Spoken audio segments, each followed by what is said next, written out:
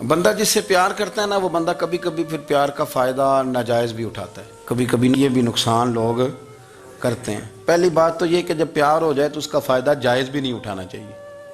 جس نے فائدہ اٹھا لیا تو اس نے تو استعمال کیا نا۔ تو ہوتا ہے ہمارے گھروں میں کہ اگر بچہ اماں کے قابو میں تو پھر اماں جو دل کرتا ہے کراتی ہے، اور جو اس کو کہہ دیتی ہے پھر وہ کہتا ہے اوہو میری اماں نے آکھیا ہے، پر وہ ڈنڈا اٹھا لیتا ہے، آؤ دیکھتا ہے نہ تاؤ دیکھتا ہے۔ یہ بھی ایموشنل کرنا ہے، کر لیتے ہیں لوگ۔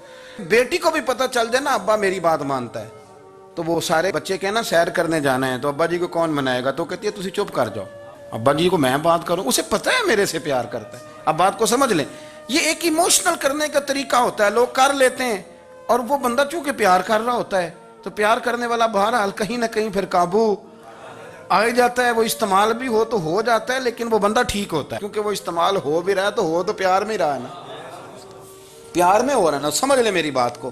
حضرت سعد بن ابی وقاص رضی اللہ تعالیٰ عنہ کا نا اپنی ماں سے بڑا پیار تھا، بڑا پیار تھا اپنی والدہ سے۔ تو حضرت سعد بن ابی وقاص کلمہ پڑھ گئے، اماں جی نے بھوک ہڑتال کر دی، اسے پتہ تھا کہ میرا پتر مجھ سے پیار بڑا کرتا ہے، میں نے بالآخر منوا لینا ہے۔ تھوڑی سی آبادی تھی، ایک گھر کے اندر جو مسئلہ چھڑتا تھا نا اس کا سارے شہر کو پتہ چل جاتا تھا۔ اب کونوں میں گلیوں میں اب باتیں بھی ہونے لگیں کہ وہ سعد کی ماں ہڑتال پہ بیٹھی ہوئی ہے، بڑا مسئلہ ہے۔ اب پریشر بڑھنے لگا۔ حضرت سعد بن ابی وقاص فرماتے ہیں کہ وہ جو میرے قریبی لوگ تھے نا صحابہ، وہ بھی مجھے کہنے لگے یار کوئی رستہ نکال، ہر چوک میں تیری بات ہوتی ہے۔ کہتے ہیں میں گھر جاتا تو گھر والے، بہن، بھائی، بچے، باپ سارے کہتے ہیں یار تیری ماں مر جائے گی۔ اب بہت بڑا ایشو ہے، ہم یہ کہہ دیتے ہیں کہ انہوں نے قربانیاں بڑی دی، لیکن آپ ذرا بات کو سمجھے نا کہ اماں بھوک ہڑتال پہ بیٹھ جائے، ایک انسان کہاں کھڑا ہو جائے گا؟ بدنامی الگ ہے، بحث الگ ہے، سیانہ بندہ، مالدار، وزادار، قبیلے والا۔ حضرت سعد بن ابی وقاص کی ماں نے 3 دن تک روٹی نہیں کھائی، پانی نہیں پیا، بے ہوش ہو گئی۔ اب جب بے ہوش ہوئی تو شور پڑا، سارا محلہ جمع ہو گیا، اب سارے لوگ کھڑے، اور بچہ وہ ہے جو ماں کی بڑی ماننے والا ہے۔ اماں کے اوپر لوگوں نے پانی شانی ڈالا، ہوش آئی تو حضرت سعد بن ابی وقاص قریب آئے، کہنے لگے اماں ایک بات کرنی ہے۔ اماں بھی بڑی مشکل سے اٹھ کے بیٹھ گئی کہ پتر ماننے لگا میرا۔ لوگ بھی کھڑے ہو گئے، مسکراہٹ بھی ہونے لگی کہ لو نہ کوئی بات ہونے لگی، یا ماں کہتی ہے کلمہ چھوڑ دے پھر مانوں گی۔ حضرت سعد بن ابی وقاص کہنے لگے اماں سن میری بات، 3 دن ہو گئے، مکے کا کوئی کونا کھدرا ایسا نہیں جس میں میری تیری باتیں نہ ہوئی ہیں، اور قبیلے کا، علاقے کا کوئی شخص نہیں، لوگوں نے بڑی باتیں کی، اور لوگ جب باتیں کرنے پہ آتے ہیں پھر اوپر تک جاتے ہیں۔ یہ بھی کہا کہ کیا دین یہ سکھاتا ہے کہ ماں بھوکی مر جائے؟ یہ بھی لوگوں نے کہا، میں نے ہر شے سنی، برداشت کی، اماں اب تو میری بات کان کھول کے سن لے۔ ماں کہنے لگی وہ کیا؟ تو حضرت سعد کہنے لگے پیدا مجھے تو نے کیا ہے، 9 ماہ تیرے پیٹ میں رہا ہوں، روٹی تیرے ہاتھ سے کھائی ہے، تجھ سے زیادہ بہتر مجھے کوئی نہیں جانتا۔ ماں سن تیری کتنی جانیں؟ اماں کہنے لگی 1۔ تو حضرت سعد فرمانے لگے تیری 1000 جان بھی ہو نا تو ایک ایک کر کے ساری نکل جائے تو میں محمد عربی کا کلمہ پھر بھی نہیں چھوڑوں گا۔ ختم ہو گئی بات۔ یہ کیا بات؟ وہ کچا رنگ للاری والا جڑا چڑھدا تے لیندا رہندا، اے عشق تیرے دا رنگ محمد جدوں چڑھ جائے پھر نہیں لیندا۔ یہ کیا بات ہوئی؟ اماں تیری 1000 جان بھی ہو، روٹی کھانی ہے تو کھا، نہیں کھانی تو نہ کھا۔ یہ لفظ کہتے ہیں حضرت سعد بن ابی وقاص رو پڑے، آنسو آ گئے، لفظ کہہ کے باہر نکلے، مجمع چھٹ گیا، جس نے جو مطلب لینا تھا لیا، جس نے جو کہنا تھا اس نے کہا۔ حضرت سعد چلے گئے، شام کو گھر آئے تو اماں روٹی کھا رہی تھی۔ تو حضرت سعد فرماتے ہیں کہ محلے کی بیویاں کہنے لگی روٹی کیوں کھا رہی ہو؟ تو ماں رو پڑی، کہنے لگی پتر میرا ہے، میں نے پیدا کیا ہے، میرے پتر نے کبھی ضد نہیں کی، اس کے دل میں کچھ ہے اتر گئی ہے، کوئی ہے، کوئی کچا پکا جذبہ ہوتا تو میں تو 2 آنسو بہاتی تھی تو میرا پتر لوٹ آتا تھا، پر کسی رستے کا مسافر بن گیا ہے، اب کہیں پہنچ گیا ہے، اور میں اس کا درد سمجھ گئی ہوں، جہاں گیا ہے اب وہاں سے یہ لوٹ سکتا۔ آپ سمجھیں اتنا تگڑا ایمان جن لوگوں کا، ان کے بارے میں لوگ ڈسکس کریں گے۔ ان کو نا قرآن پاک نے بطور نمونہ بیان کیا ہے۔ اللہ فرماتے ہیں ایمان اس طرح کا جس طرح میرے نبی کے صحابہ کا۔ یہ منافقوں کی بات ہو رہی ہے پہلے سے بارے میں، وَإِذَا قِيلَ لَهُمْ آمِنُوا كَمَا آمَنَ النَّاسُ، جب ان سے کہا جائے کہ ایمان اس طرح لاؤ جس طرح میرے نبی کے صحابہ لائے، قَالُوا أَنُؤْمِنُ كَمَا آمَنَ السُّفَهَاءُ، تو وہ کہتے ہیں اس طرح ایمان لائیں جیسے بیوقوف لائیں، یہ تو بیوقوف ہے، ہر شے نبی پاک پہ قربان کر رہے ہیں۔ تو اللہ فرماتے ہیں الا انہم ہم السفہاء، خبردار ہو جاؤ، میرے نبی پاک کے غلاموں کو بیوقوف کہنے والو تم بیوقوف ہو۔ اللہ کہتا ہے تم پاگل ہو، بیوقوف ہو، اللہ انہیں پاگل کہتا ہے. اللہ پاگل کہتا ہے انہیں جو نبی پاک کے صحابہ کو پاگل کہتا ہے، اللہ انہیں پاگل کہتا ہے. یہ معیار ایمان ہے. قرآن نے کہا ایمان اس طرح کا جس طرح کا نبی پاک کے وَإِذَا قِيلَ لَهُمْ آمِنُوا كَمَا آمَنَ النَّاسُ، ایمان اس طرح لاؤ جس طرح میرے نبی پاک کے صحابہ ایمان لائے ہیں اس طرح ایمان. حضرت عبداللہ ابن عمر رضی اللہ تعالیٰ عنہ فرمایا کرتے تھے جو دن بھی طلوع ہوتا ہے نا وہ اعلان کرتا ہے، وہ اعلان کرتا ہے اور کہتا ہے بھئی اگر کوئی کام کرنا ہے تو کر لو، میں آج آیا ہوں، آج کے بعد میں دوبارہ نہیں آؤں گا. قیمتی ہیرے ہیں زندگی کے لمحے، ان کو ضائع نہ کریں. بس کر دیں بڑا ہو گیا سوشل میڈیا، اور بس کر دیں بڑی ہو گئی خبریں، اور بس کر دیں بڑے ہو گئے فضول تبصرے، اور بس کر دیں. امام مسلم رحمۃ اللہ تعالیٰ علیہ جنہوں نے مسلم شریف لکھی ہے، امام صاحب کا وصال زیادہ کھجوریں کھانے سے ہوا تھا. ایک حدیث تلاش کرنی تھی تو کھجوروں کا ٹوکرا پاس رکھ لیا تو کتابیں بھی ٹٹولتے رہے اور کھجوریں بھی کھاتے رہے. صبح حدیث بھی مل گئی اور ٹوکرا بھی خالی ہو گیا، پر کھجوریں اتنی زیادہ کھا لی تھیں کہ وصال کر گئے. کسی نے ان سے کہا کہ روٹی نہیں آپ کھاتے، زیادہ کھجوریں کیوں کھاتے ہیں؟ تو آپ فرماتے ہیں میرا کام ہے حدیث تلاش کرنا، میرا کام ہے حدیث کی سند پر بات کرنا، مسلمانوں کو صحیح اسناد کے ساتھ ان کے پیارے نبی صلی اللہ علیہ وسلم کی خوبصورت باتیں ان تک پہنچانا. تو فرماتے تھے روٹی کھاؤں نہ تو مطالعے میں فرق آتا ہے، روٹی توڑنے پر بھی توجہ جاتی ہے، پھر سالن لگانے میں توجہ جاتی ہے، تو کھجور جو ہے یہ منہ میں رکھ کے نہ تو پڑھتا بھی ساتھ ساتھ رہتا ہوں. تو روٹی کھانے اور کھجور کھانے میں مجھے فائدہ یہ ہوتا ہے کہ کھجور کھاتے کھاتے میرا دین کا کام جاری رہتا ہے. اپنے اوقات کو ضائع نہیں کریں. آپ وہ کتابیں جو ہمارے بزرگ لکھ گئے وہ ہم سے ساری پڑھی نہیں جا سکتی، ان کے وقت میں برکت تھی، ہم نے بڑا ٹائم ضائع کر لیا ہے، اس کو ضائع نہ کرو. ایک تو کوئی چیز فضول نہیں، اپنے اوقات کو بچائیں.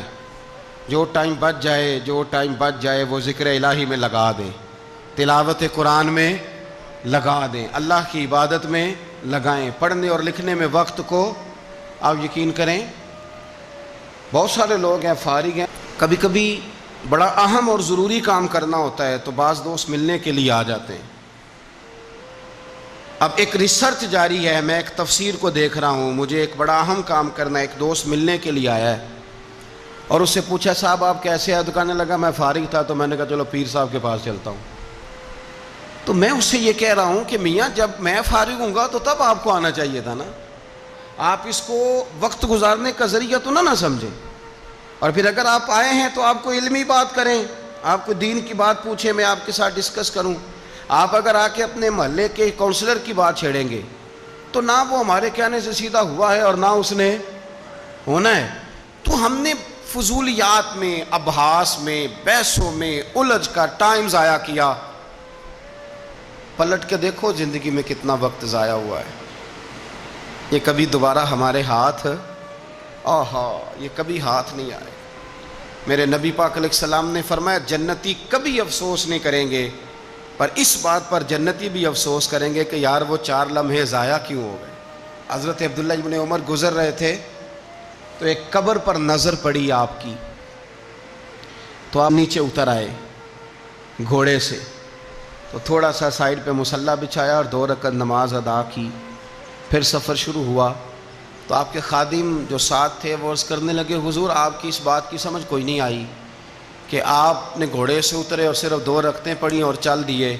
تو آپ فرمانے لگے کہ میں جب گزر رہا تھا تو میرے دل میں خیال آیا کہ یہ جو قبر میں لیٹا ہوا ہے نا یہ تو ترس گیا ہوگا کہ مجھے 2 رکعتوں کا وقت ہی مل جائے.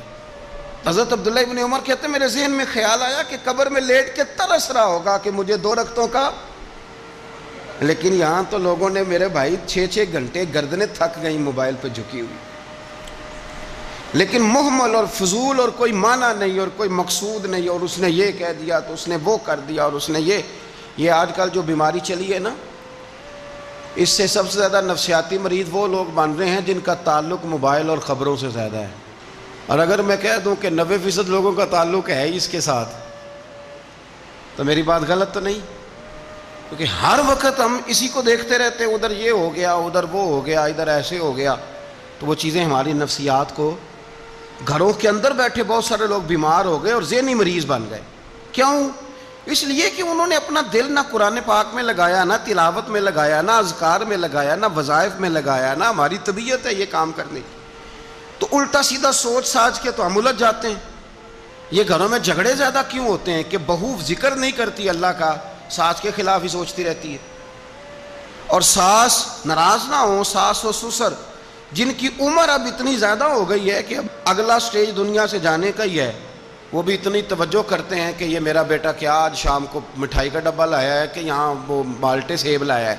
اگر ساری توجہ ادھر دینی تھی تو اس سے زیادہ بہتر نہیں تھا کہ مسئلے کو وقت دیتے؟ اتنی باریکی سے لوگوں کا خیال نہ رکھیں، اپنا خیال رکھیں۔ سارے لوگ ہی حکمت والے تھے، سارے لوگ ہی شانوں والے تھے، حضور کے ہر صحابی کی بڑی عظمت ہے۔ کیا شان ہے جناب صدیق اکبر کی، اور کیا مرتبے ہیں حضرت فاروق اعظم کی، اور کیا کمال ہے حضرت عثمان غنی کا۔ لیکن چونکہ ہر پھول کی اپنی خوشبو ہوتی ہے، جو دانائی، جو علم، جو فقاہت، جو اسلوب اللہ نے مولا علی شیر خدا کو عطا فرمایا تھا، جو شانیں اللہ نے مولا کائنات کو عطا فرمائی تھی، وہ تو حدیث آپ نے کئی دفعہ سنی ہوگی کہ حضور نے فرمایا میں علم کا شہر ہوں اور علی اس کا دروازہ ہے۔ میں آج آپ کو ترمذی کی ایک اور حدیث سناتا ہوں۔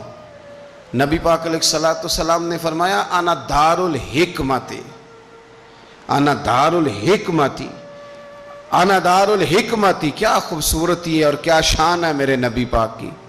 حضور فرمانے لگے میں حکمت کا گھر ہوں، میں حکمت کا گھر ہوں، انا دار الحکمت وعلی بابھا، میں حکمت کا گھر ہوں اور علی اس کا دروازہ ہے۔ علی اس کا دروازہ ہے، اس گھر کا جو گھر حکمت کا خود رسول پاک کی ذات ہے۔ تو حضرت مولا علی شیر خدا کرم اللہ تعالی وجہ الکریم کو اللہ تبارک و تعالی نے حکمت عطا فرمائی، دانائی عطا فرمائی، اللہ نے شانیں عطا فرمائی، ان کو اللہ تبارک و تعالی نے مرتبوں سے نوازا۔ اچھا ہمارے ہاں یہ بھی ہوتا ہے کہ جو پہلوان آدمی ہوتا ہے نا میدان میں لڑنے والا پہلوان، وہ اکثر سیاںا نہیں ہوتا الا ماشاءاللہ۔ جو کوئی پہلوان جو ہوتا ہے وہ کئی دفعہ عقل مندی والا معاملہ اور فیصلہ نہیں کرتا، لیکن حضرت علی کا کمال یہ ہے کہ ان سے بڑا دلیر بھی کوئی نہیں اور ان سے زیادہ سیاںا بھی کوئی نہیں۔ حضرت علی شیر خدا اتنی شانوں اور مرتبوں والے آدمی تھے کہ دلیری بھی سب سے زیادہ اور عقل بھی۔ حضرت عبداللہ ابن مسعود رضی اللہ تعالیٰ عنہ فرماتے ہیں کہ اگر حکمت کے 10 حصے کیے جائیں نا دانائی کے، تو اللہ نے 9 حصے مولا علی کو عطا فرمائے اور ایک حصہ باقی ساری کائنات کو عطا فرمایا۔ بڑے فہم والے، فراست والے، دانائی۔ ایک بندہ آ گیا غیر مسلم تھا، تو کہنے لگا میرے کچھ سوالوں کے جواب ہیں پر کسی نے دیے نہیں کبھی۔ پہیلیاں ہوتی ہیں نا کچھ لوگوں کے، سوال اور ہوتا ہے پر پہیلی تو بعض لوگوں نے پہیلیاں، لیکن جن کو اللہ فہم کی دولت دے نا ان کے سامنے بھی پھر کوئی پہیلی نہیں رہتی، کوئی راز نہیں رہتا۔ تو جب اس نے آ کے بہت بڑا دعویٰ کیا کہ اگر کوئی میرے سوال کا جواب دے تو میں مان جاؤں، تو پھر مسلمانوں نے کہا کہ نہیں، تو نے بڑا ہی دعویٰ کر دیا ہے، تو شے کوئی نہیں، وہاں تو بڑے مان گئے، تو ہمارے ساتھ۔ حضرت مولا علی شیر خدا کے پاس لے گئے تو اس نے بڑے مشکل سوال کیے۔ پہلی بات وہ کہنے لگا آپ مجھے 2 ایسے دوست بتائیں جن میں کبھی لڑائی نہیں ہوئی۔ تو حضرت علی کہنے لگے تو بڑے دعوے کر رہا تھا کہ میں بڑے لمبے سوال پوچھوں گا۔ وہ 2 دوست جن میں کبھی لڑائی نہیں ہوئی وہ جسم اور روح ہیں بھی کٹھے ساتھ رہتے، دوست بھی ہیں، پر کبھی آپس میں لڑائی، بڑے گناہ کرتا ہے جسم پر، روح ناراض نہیں ہوتی، وہ ساتھ ہی رہتی ہے۔ اس کی آنکھیں کھل گئیں، اس کو تو کبھی جواب ہی نہیں ملا تھا۔ کہنے لگا اچھا وہ 2 ایسے دوست پھر بتائیں جن میں کبھی صلح نہیں ہوئی۔ تو فرمایا وہ موت اور حیات ہیں، جب موت آتی ہے تو پھر زندگی باقی، ان کی صلح نہیں ہو سکتی، اکٹھے رہ ہی نہیں سکتے۔ اللہ اکبر۔ وہ کہنے لگا یہ تو کمال ہو گئی، اب وہ ذہن کھل گیا۔ کہنے لگا جی اور پوچھ لوں؟ فرمایا تیرا ہی دعویٰ تھا 2 پوچھنے، میں تیار ہوں، تو 100 بھی پوچھ۔ کہنے لگا وہ بی بی جس نے چند لمحوں میں بچہ پیدا کر دیا، فرمایا یہ بھی کوئی مشکل بات ہے؟ وہ حضرت مریم ہے، ایک منٹ میں حاملہ ہوئی تھی، اگلے منٹ میں اللہ تعالیٰ نے انہیں تھوڑی سی تکلیف سے گزارا اور اگلے منٹ میں حضرت عیسیٰ پیدا ہو گئے. کوئی مشکل بات ہے؟ کہنے لگا جی وہ دو چیزیں جو حرکت نہیں کرتی، فرمایا یار جلدی پوچھ، ٹائم نہ ضائع کر، جلدی پوچھ. وہ دو چیزیں جو حرکت نہیں کرتی وہ زمین آسمان ہے. اس نے کہا وہ دو چیزیں جو ٹھہرتی نہیں، فرمایا وہ سورج اور چاند ہے جو حرکت ہی کرتے رہتے. کہنے لگے اچھا وہ بتائیں جی جو کھا تو بڑا کچھ کیا پر پیا اس نے کچھ بھی نہیں. تو حضرت علی فرمانے لگے وہ حضرت موسیٰ علیہ السلام کا عصا ہے، جادوگروں کے سانپ سارے ہی کھا گیا پر پانی کا گھونٹ بھی نہیں پیا. حد ہو گئی. وہ شخص کہتا ہے علی کے جواب نے، مولا علی شیر خدا کے جوابات نے میرے اندر ہیجان پیدا کر دیا. میں نے فوراً کہا بتائیں وہ شخص جو کوئی شے نہیں. تو حضرت علی کہنے لگے جو میرے نبی کا کلمہ نہ پڑھے وہ کوئی شے نہیں. کہنے لگے وہ بتائیں جو بڑی شے ہو. فرمایا جو چاہے کہ اس کی عزت کعبے سے بھی زیادہ ہو جائے اور وہ بڑی شے بن جائے تو وہ محمد عربی کا کلمہ پڑھ جائے. گنجا تھا، کوئی شے نہیں تھی، سر پہ بال بھی نہیں تھے، رویا کرتا. اللہ تعالیٰ نے فرشتے کو بھیجا، تجھے کیا چاہیے؟ تو کہنے لگا بال آ جائیں اور تھوڑا مال آ جائے. فرشتے نے ہاتھ پھیرا تو بال بھی آ گئے تو بکریاں بھی آ گئیں، لائنیں لگ گئیں، مال ہی مال ہو گئے. دوسرے کے پاس گیا، وہ کوڑا تھا، اس کو جا کے کہا کیا چاہیے؟ کہنے لگا شفا ہو جائے اور کچھ اللہ تعالیٰ آسانی کر دے. شفا بھی ہو گئی، گائیں بھی دے دی، بھینسیں بھی دے دی، مال ہی مال ہو گئی. پھر ایک کے پاس گیا، وہ اندھا تھا، تجھے کیا چاہیے؟ اس نے کہا آنکھیں ملنے اور کچھ ساتھ اللہ مال دے دے. اونٹ ہی اونٹ ہو گئے. جب بڑا نواز دیا تو پھر مالک نے امتحان لینے کا ارادہ کیا. یاری تیری سونا ہے پر آزمائشاں بھی تیریاں اگ، آزمائشاں تیریاں، صحیح کہہ رہا ہوں، آزمائشاں تیریاں، یاری تیری سونا ہے پر آزمائشاں تیریاں. اے سونا پرکھیا جامدائی پہلو نال لگاں دے لگ. اللہ نے فرمایا آزمائش کرو. سب سے پہلے گنجے کے پاس آئے، اسے کہا اللہ کے رستے میں کچھ دیکھنے لگا، میرے خرچے ہی بڑے، دیکھو تو صحیح کتنی مشکل میں وقت گزارتا ہوں، حال ہی کوئی نہیں. تو اس نے کہا میں نے تو سنا ہے تو گنجا اور بھوکا ننگا تھا. کہنے لگا میں تو جدی پشتی رئیس اعظم ہوں، تجھے کس پاگل نے کہا ہے بھاگ جا؟ اس نے کہا اچھا جیسے تو تھا ویسے ہی ہو جائے. کھیت کھلیان اجڑ گئے، پھر سے گنجا ہو گیا. حضور علیہ السلام فرمانے لگے، پھر وہ اس کے پاس گیا جو کوڑا تھا، اسے کہا کچھ دے. کہنے لگا خرچے ہی بڑے. اب پوچھ لیں کسی امیر آدمی سے، کہے گا چکی کے نیچے ہاتھ ہے میرا، میرے سے زیادہ تو اب پریشان بندہ ہی کوئی نہیں. کیا بتاؤں آپ کو، اتنا ٹیکس ہے، اتنا جرمانہ ہے، فلانی شے، بڑا کچھ گنواتے ہیں لوگ. اس نے کہا میں نے تو سنا تو پہلے کوڑا تھا. اس نے کہا جا دوڑ جا، میں تو رئیس اعظم ہوں، دادا بھی پردادا بھی اور ساری نسل ہی. اس نے کہا اچھا جیسے تو تھا ویسے ہی ہو جائے. پھر وہ گیا اندھے کے پاس اور جا کے کہا اللہ کے نام پہ کچھ دے. تو کہنے لگا رب کے نام پہ؟ یہ کھڑے ہیں اونٹ، جتنے تیرے دل کرے لے جا. اس نے کہا کیا معنی اس بات کا؟ کہنے لگا یار تجھے کیا بتاؤں، میں تو اندھا تھا، میں نے تو کبھی دنیا دیکھی نہیں تھی. پھر اس کریم نے فضل کیا تو مجھے بڑا کچھ دکھایا. میں کیا بتاؤں، میرا دل کر رہا ہے کہہ دوں کہ پھر اس نے کعبہ دکھایا، پھر اس نے روضہ رسول دکھایا، پھر اس نے ریاض الجنہ کے سجدے دکھائے، پھر اس نے اپنے محبوب کے دروازے کی رونقیں دکھائیں. اس نے بڑا کچھ دیا، اس نے بڑا نوازا. میرے پاس تو شاید میں بدکار پرانا خادم، کسے در ملی نہ ٹوئی. ایتے واصف یار نے نظر جو کی تھی پھر واصف ہی ہوئی. یہ تو اس کا کرم ہوا. تو یہ وہ کہنے لگا تو اللہ کے نام پہ جان مانگ، میں وہ بھی دینے کو تیار. میرے پاس تو شے ہی کوئی نہیں تھی، مجھے تو اپنا پتہ ہے، میں تو کوئی شے نہیں تھا، کچھ نہیں تھا میرے پاس. یہ تو ان کا کرم ہے کہ رخ ان کا ادھر ہے. اور مختصر سی میری کہانی ہے، یہ جو بھی ہے ان کی مہربانی ہے. تو وہ کہنے لگا میں بھی کچھ لینے نہیں آیا تھا، تیری آزمائش ہی کرنے آیا تھا. تیری عزتیں بھی سلامت رہیں گی، تیرا مال بھی سلامت رہے گا، تیری شفا بھی. اپنی زندگی میں کبھی بھی اللہ کی بارگاہ سے توجہ ادھر ادھر نہ کریں. چھوڑیں لوگ کیا کر رہے ہیں، دنیا کیا کہہ رہی. کبھی بھی اپنی توجہ دائیں. ہمارا یہ مسئلہ بن گیا کہ ہماری سیاست ہے، ہماری دنیا داری ہے، ہم بندوں کو راضی کرنا چاہتے ہیں. ہم دیکھتے ہیں کون کس طرح، اور آپ یقین کریں آپ تھک جائیں گے، بندے راضی نہیں ہوں گے، وہ نہیں راضی ہوتے. آپ ان کو منا کے لائیں گے تو ادھر والے نکل جائیں گے، ادھر کو منائیں گے تو ادھر والے نکل جائیں گے.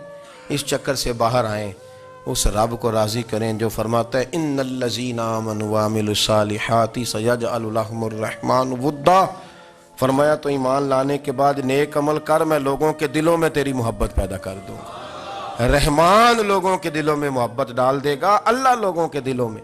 اپنی نظر ہمیشہ اپنے رب پہ رکھیں، اتنی لمبی چوڑی دنیا داروں سے امیدیں نہ وابستہ کریں۔ میں نے دیکھا ہے لوگ کا سال ایسی کرتے ہیں، کبھی اس کے دروازے پہ کبھی اس کے دروازے پہ، ان چکروں سے باہر آئیں اور اپنے رب کی بارگاہ کی طرف توجہ کریں، استغفار شوق سے پڑھا کریں۔ اور اکیلے میں نا، اکیلے میں رئیس المتکلمین مولانا نقی علی خان صاحب رحمۃ اللہ نے لکھا ہے کہ فرعون 500 سال حکومت کر گیا۔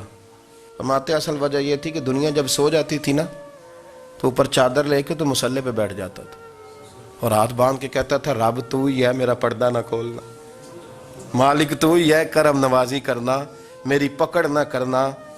وہ بے ایمان ہو کے اگر 500 سال ہاتھ باندھے تو گزارا کر لیتا ہے، تو ایماندار ہے۔ پر مسئلہ یہ ہے کہ تو رات کو بکل مار کے ہاتھ نہیں نہ باندھتا، تو منت نہیں کرتا، تو استغفار نہیں کرتا۔ توبہ کریں تو بچے رہیں۔ وہ اتنی لمبی حکومت کر گیا چونکہ رات کو کہتا تھا مالک رب تو ہی ہے، لیکن مہربانی فرما، میری پکڑ نہ فرما، تو اللہ نے تو اس کو مہلت دے دی۔ کافروں کو آج بھی مہلت دی ہوئی نہیں رب نے؟